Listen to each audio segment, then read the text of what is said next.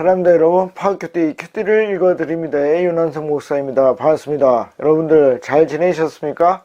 자, 요한계시록을 여러분들이 쭉 이제 보셨습니다. 우리가 지난번에 10, 11, 12 장을 했습니다. 그렇죠?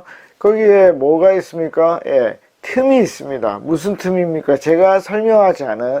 그래서 여러분들이 그 틈을 읽고 또 혹시 질문이 있으시면 저한테 하시고, 그렇게 해서 여러분들이 이 요한계시록을 계속 묵상하셔야 됩니다. 그러다 보면 뭐가 들립니까? 예, 하나님의 음성이 여러분들에게 들릴 수밖에 없습니다. 이 21세기를 사는 너에게, 한석이에게 내가 이 말을 해주고 싶다. 그래서 너는 이기는 자가 되라. 또 이기는 자를 따라 살아라. 그런 말씀이 여러분들에게 들릴 것입니다.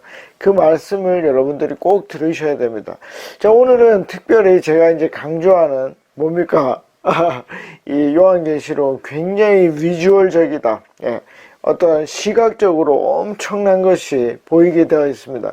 오늘은 뭐죠? 예, 짐승이라는 어떤 하나의 형체와 그 다음에 어린 양이라는 하나의 형체가 둘이 충돌하는 것을 우리가 볼 수 있습니다. 그래서 우리가 오늘 이것을 읽으면서 나는 짐승, 이 짐승을 따르는 부분이 있는가 정말로 정확하게 한번 보시고, 그 다음에 내가 어린 양을 따르는 부분이 있는가 그걸 정확하게 보시고, 만약에 나는 어느 방향으로 나가는 것이 나의 미래에, 나의 종말에, 내가 경험할 새하늘과 새 땅에 어떻게 도움이 될 것인지 여러분들이 판단하시면 좋겠습니다. 자, 이제 13장부터 들어가 보도록 하겠습니다. 13장은 조금 자세히 하고 나중에 14, 15장은 우리가 중요한 것들만 핵심적으로 볼 것입니다. 그럴 때 어떻게 여러분들은 그 틈을 공부하셔야 됩니다. 묵상하시고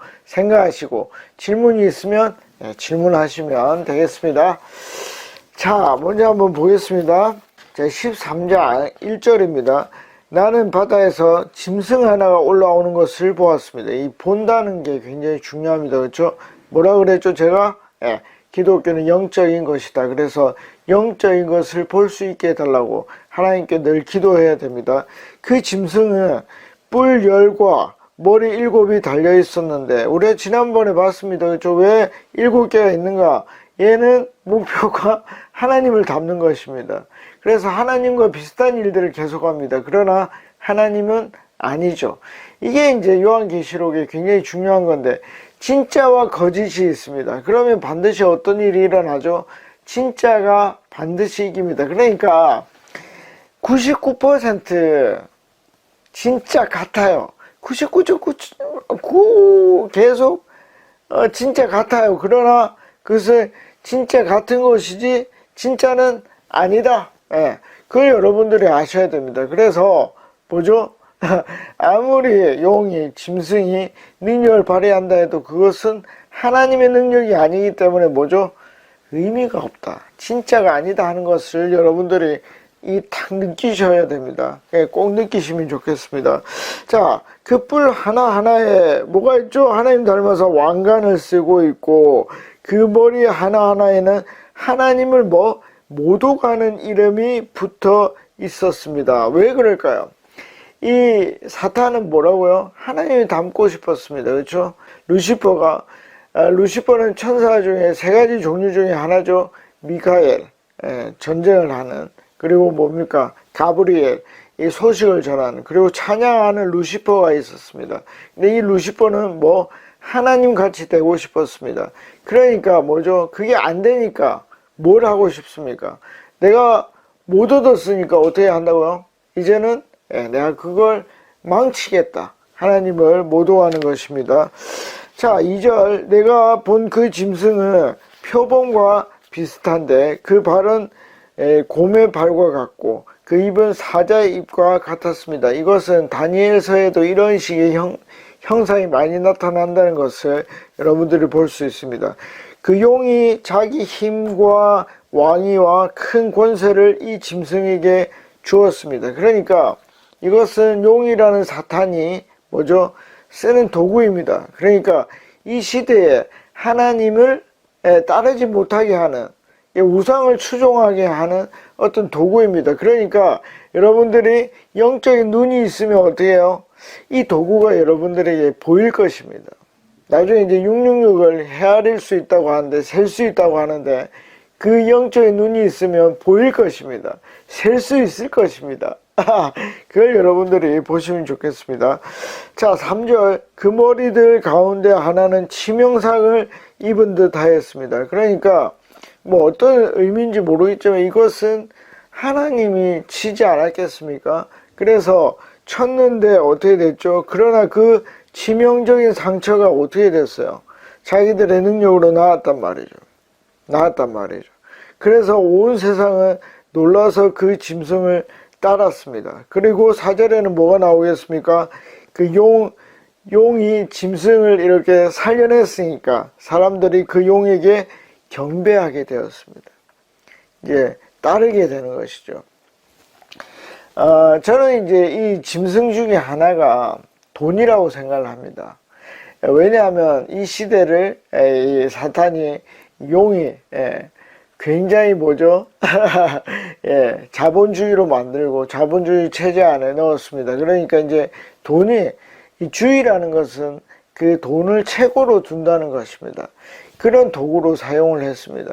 여러분, 돈이요, 얼마나 힘이 좋습니까? 웬만한 건 다 할 수 있습니다. 그러나 그 돈은 굉장히 가짜일 확률이 높습니다. 이 돈이 가장 약한 부분이 하나가 있는데 뭘까요? 여러분 생각해 보십시오. 하나, 둘, 셋, 넷, 다섯. 자, 5초 동안 생각해 보셨죠? 자, 돈이 약한 고리가 뭘까요? 이것은 관계입니다. 이 관계라는 것은 돈으로 사기가 굉장히 힘듭니다. 그런데 비슷하게는 할 수 있습니다. 예를 들어 볼까요? 돈이 많으면요, 사랑 같은 것을, 거의 사랑에 가까운, 가짜지만 사랑을 살 수 있습니다. 여러분, 이것은 통계적으로 나와 있는데 월 수입이 1,000만 원 이상 되는 가정은 잘 깨지지 않는다 그래요. 왜 그럴까요? 돈이 있으니까 그 가정이 이루어지는 것입니다. 그런데 그것은 사랑이 아니에요. 사랑 비슷한 것입니다. 여러분, 이 돈은 굉장히 비슷한, 거의 90% 아니면 95% 정도의 굉장히 비슷한 관계를 만들어낼 수 있습니다. 그러나 그것은 뭐다? 가짜다. 가짜입니다.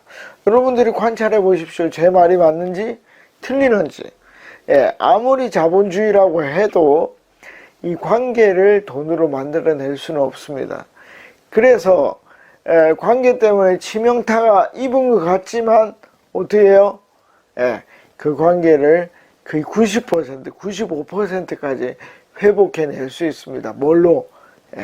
이 사탄의 능력으로, 돈의 힘으로 그 관계를 거의 비슷하게 만들어낼 수 있다. 자, 제 비유가 맞는지 틀리는지 여러분들이 반드시 판단해 보셔야 됩니다.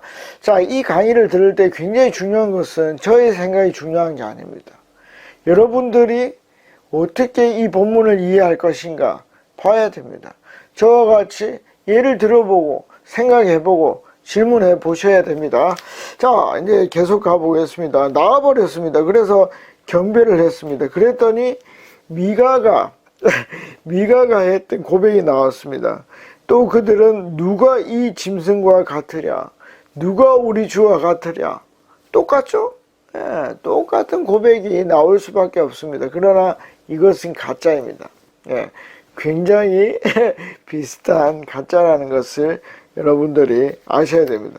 그러면서 뭐라고 얘기를 하냐면 이 친구들은 하나님을 모독한다는 이름이 붙어 있는데 이 5절에도 보면은 뭐죠? 하나님을 모독한다는 이야기가 나옵니다. 자, 그래서 6절에도 보면 뭐죠? 하나님을 모독하였고 또 6절 마지막에 보면 이들을 모독하였습니다 라고 얘기를 합니다.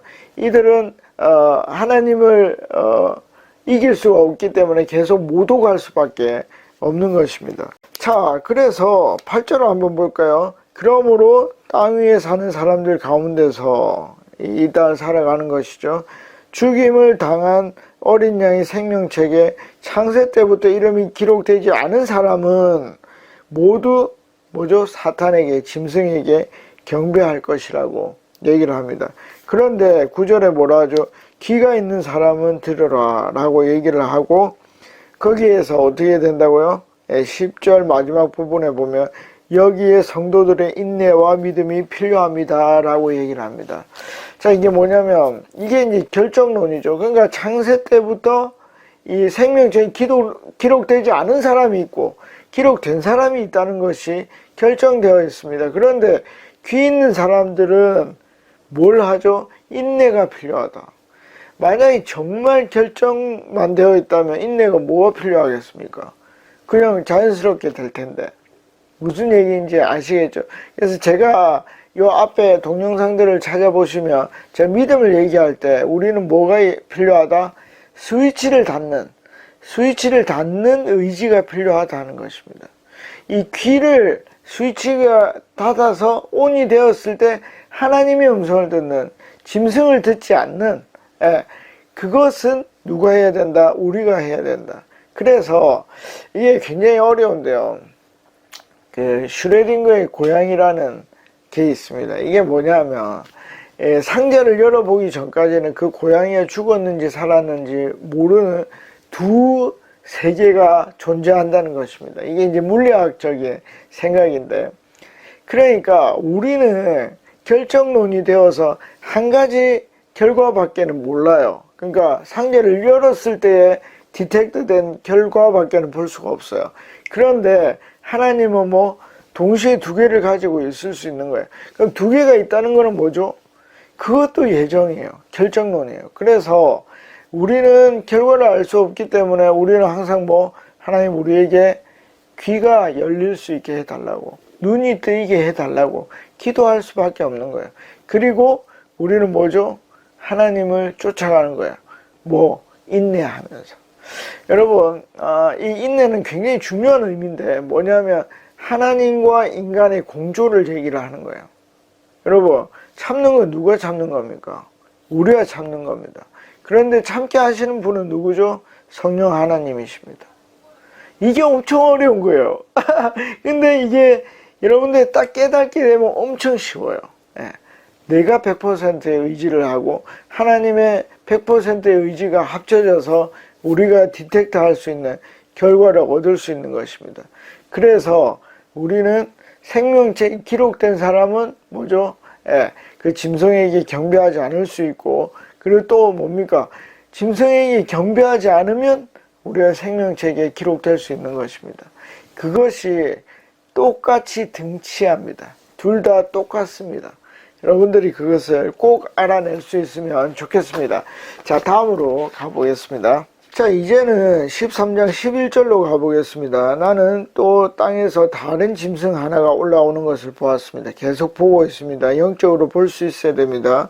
그것은 어린 양처럼 뿔이 둘 있고, 여러분, 얘들이 따라하고 싶은 게 뭐라고요? 하나님, 어린 양입니다. 그 다음에 용처럼 말을 하였습니다. 이렇게 얘기를 합니다. 그리고 13절, 또 그 짐승은 큰 기적들을 행하였는데, 그러니까 뭡니까?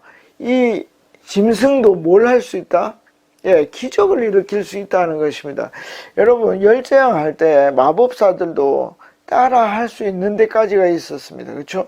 그러니까 용이 힘을 준 짐승도 하나님처럼 기적을 어느 일정한 수준까지는 낼 수 있다는 것을 볼 수 있어야 됩니다. 그렇죠? 그렇게 된 것입니다. 자, 사람들이 보는 앞에서 하늘에서 불이 땅에 내려오게 하였습니다. 그러니까 이제 이 사람들이 어떻게 하겠습니까? 짐승의 우상을 만들고 이 짐승을 어떻게 한다고요? 경배하게 될 것입니다. 그런데 15절 마지막 부분에 보면 또 우상에게 경배하지 않는 사람은 어떻게 해요? 죽일 수 있는 그런 권세가 있었기 때문에 실제로 죽게 됩니다. 그래서 우리는 어떻게 되죠? 생명체에 기록된 사람들은 이것을 이 인내로 이겨낼 수 있어야 하는 것입니다. 왜요? 성령 하나님이 우리를 도울 거기 때문에. 그래서 여러분, 이 말세에 사탄과 짐승이 신자들을 죽이려고 하는 거, 이 전혀 약하지 않습니다. 굉장히 강합니다. 어렵습니다. 그러나 동시에 강한 게 뭐죠? 하나님의 능력입니다. 하나님, 죽임 당하신 어린 양이 자기의 백성을 지키는 그 힘 역시도 강합니다. 자, 그래서 우리가 둘을 비교할 것입니다. 이 짐승이 성도를 죽이는 것이 강한가? 안 그러면 이 어린 양이 진노하는 게 강한가? 그것을 우리가 비교할 것입니다. 자, 이제 보겠습니다. 어디로 가냐면 18절입니다. 여기에 지혜가 필요합니다. 이 지혜는 인간이 할 수 있는 게 아닙니다. 뭐죠? 성도들이 성령에게 기도하는 것입니다. 자, 그래서 성령이 준 지각이 있는 사람은 그 짐승을 상징하는 숫자를 세어 볼 수 있는 것입니다. 이 센다는 것은 우리가 헤아려 볼 수 있는 것입니다. 이것은 영적인 안목으로 보는 것이죠. 그 수는 어떤 사람을 가리키는데 그 수는 666입니다. 그러니까 이 666은 제가 앞에서 또 말했고 상징적인 숫자라고 얘기를 했습니다. 이 666을 우리가 뭐 할 수 있다? 셀 수 있다. 그 얘기는 뭐죠? 헤아릴 수 있다는 것입니다. 이것이 하나님으로부터 나온 것인지 짐승으로부터 나온 것인지 우리는 셀 수 있다. 왜? 우리는 성령의 지혜가 있기 때문에. 자, 넘어가겠습니다. 자, 이제는 이제 반대쪽입니다. 이제 14장부터는 반대쪽 짐승 말고 이제 어린 양이 나오고 있습니다. 이 부분이 저는 너무 좋습니다. 14장 1절 또 내가 보니 어린 양이 시온산에 서 있었습니다. 어린 양이 딱 버티고 있는 것입니다. 짐승이 아주 힘있게 나타나는 것 같지만 어린 양이 서 있습니다. 그 어린 양과 함께 뭐죠? 14만 4천이 서 있었는데 이 우리 주님의 완전한 백성들, 완전한 수의 백성들이 서 있었습니다. 그들의 이마에는 뭐죠? 어린 양의 이름과 그의 아버지의 이름이 적혀 있었습니다. 그러니까 666 이 뭐죠? 짐승의 인을 받은 도장을 받은 그런 사람들이 있었고 또 어린 양의 인을 받은, 그러니까 사탄은 늘 하나님을 따라하려고 합니다. 그러나 가짜일 수밖에 없고 이 진짜 14만 4천이 이 인을 받아서 우리 주님과 함께 있습니다. 그들의 소리가 너무 좋습니다. 봅시다. 그리고 나는 많은 물이 흐르는 소리와 같고, 여러분 많은 물 흘러가는 계곡물 콸콸콸콸콸 싹 하면서 흘러가는 그 물소리 같고 큰 천둥 소리와도 같은 음성이 하늘에서 울려오는 것을 들었습니다.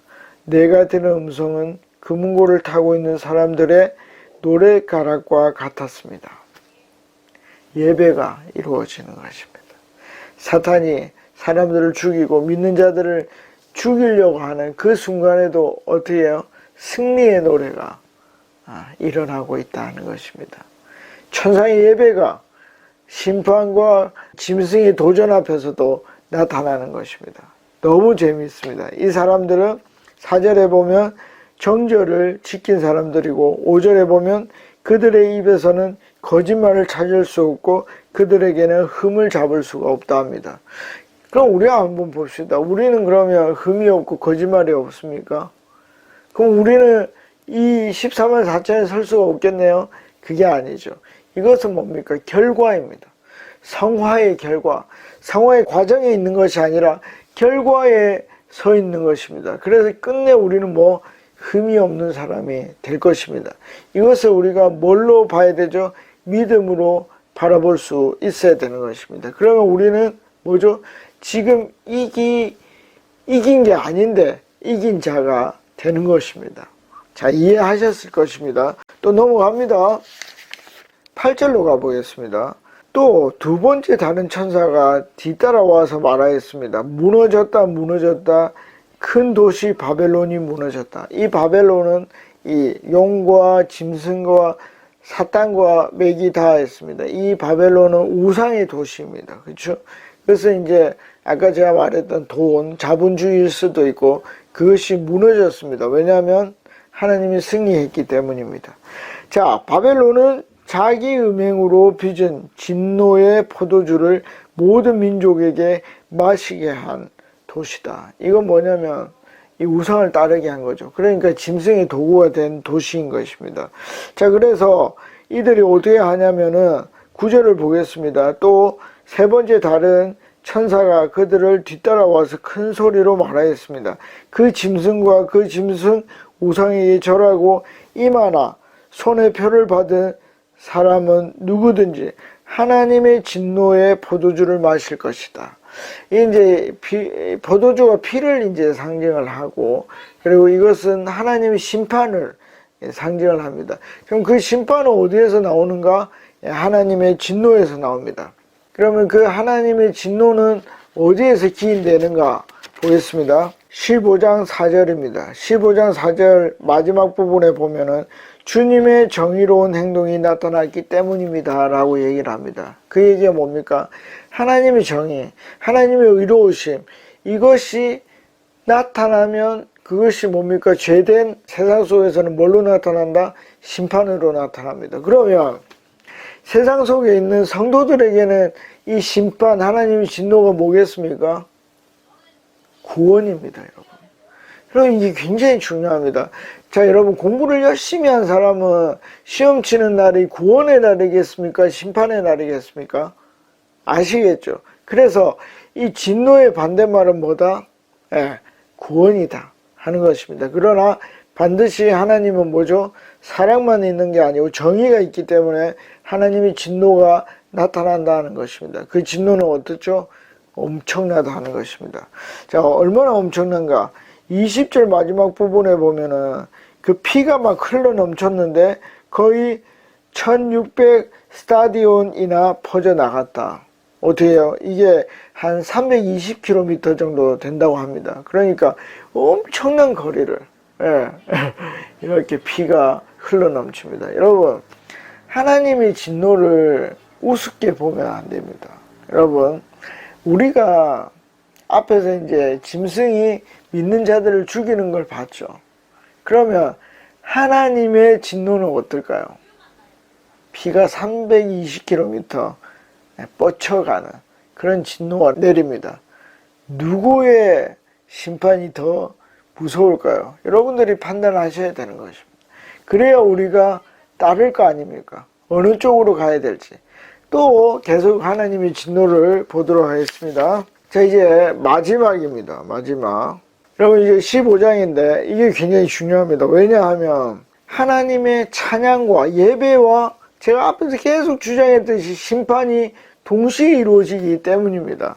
자, 보겠습니다. 15장 1절. 그리고 나는 하늘에서 크고도 놀라운 또 다른 표징을 하나 보았습니다. 7 천사가 7 재난을 가지고 있었는데 그것은 마지막 재난이었습니다. 하나님의 진노 나왔죠. 그것으로 끝날 것이기 때문입니다. 이제는 어떤 하나가 끝이 납니다. 그래서 16장부터는 대접 재앙이라고 새로운 심판이 나타납니다. 자, 여기에 보면은 이제 2절에 나는 또 불이 섞인 유리바다와 같은 것을 보았습니다. 그 유리바다 위에는 짐승과 그 짐승 우상과 그 이름을 상징하는 숫자를 666이죠. 이긴 사람이 하나님의 금은고를 들고 서 있었습니다. 그러니까 첫 번째는 예수님이 이긴 자이고, 그리고 그 첫 열매를 따라서 우리 역시 이긴 자가 될 것입니다. 그래서 3절에 보면 그들은 하나님의 종 모세의 노래와 어린 양의 노래를 부르고 있었습니다. 그러니까 이 심판과 예배와 찬양이 동시에 이루어진다 하는 것입니다. 그래서 4절에 주님, 누가 주님을 두려워하지 않겠습니까? 라고 얘기를 합니다. 누가 주님의 이름을 찬양하지 않겠습니까? 주님만이 홀로 거룩하십니다. 이게 우리의 신앙 고백이 될 것입니다. 자, 그러면 이제 8절로 가보겠습니다. 이제 마지막입니다. 성전이 하나님의 영광과 권능에서 나오는 연기로 가득 차게 되니. 여러분, 이거 어디서 많이 보지 않았습니까? 뭡니까? 자, 솔로몬이 성전을 건축했을 때 뭐가 나타나죠?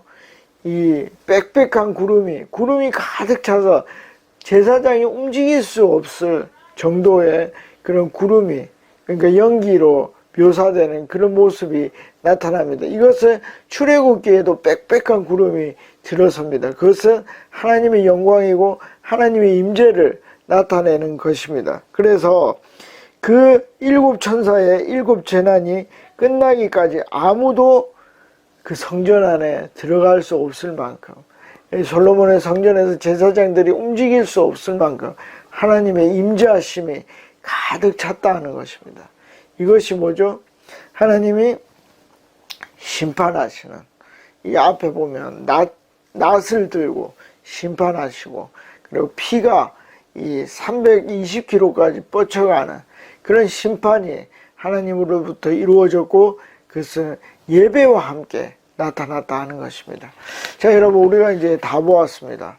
여러분, 짐승과 하나님의 어린 양이 같이 심판을 합니다. 그래서 그 심판의 정도가 누가 더 센가 여러분들이 읽어보시고 결정하십시오. 나는 어디를 따를 것인가? 어디에 가야 더 안전할 것인가? 여러분들이 보시면 좋겠습니다. 자, 여러분들이 이 종말을 어떻게 보느냐 하는 그 관점에 따라서 우리 지금 삶이 결정될 것입니다. 저는 어린 양의 심판, 하나님의 진노의 심판이 더 세다고 생각합니다. 그래서 이번 한 주 하나님을 따르며 그 하나님의 추종자로서 살아가도록 노력하겠습니다. 다음에 뵙겠습니다. 안녕히 계십시오. 파워.